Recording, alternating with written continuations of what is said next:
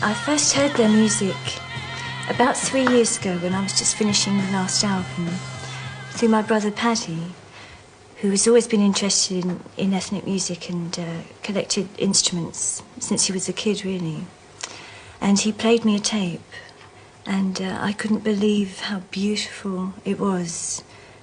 I listened to it all the time and thought how lovely it would be if perhaps on the next album I'd be able to somehow work with them, somehow incorporate their music with my own.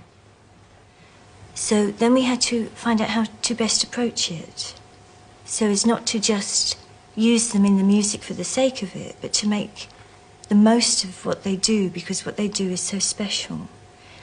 And really through a process of elimination, we decided the best thing to do was actually to go to Bulgaria to meet them and to work with them there, with their arranger, and work out the process there in Bulgaria. So we went over there last weekend, and we met for the first time. And we worked the whole weekend with their arranger Miko and Boromira translating. And between us as a group, we actually pulled together all the work that we've been doing the last 2 days on the record.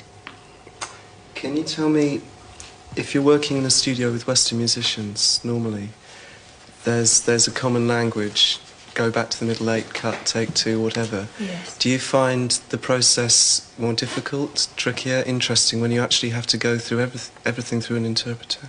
It takes longer, maybe, to actually communicate, but in some ways it's the most exciting communication I've ever had with musicians, because we can't communicate intellectually because we don't have the language.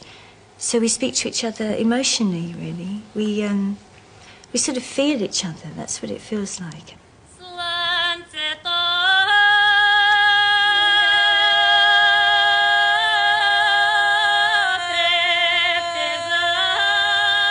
This is a traditional song that Janka wanted me to sing with her.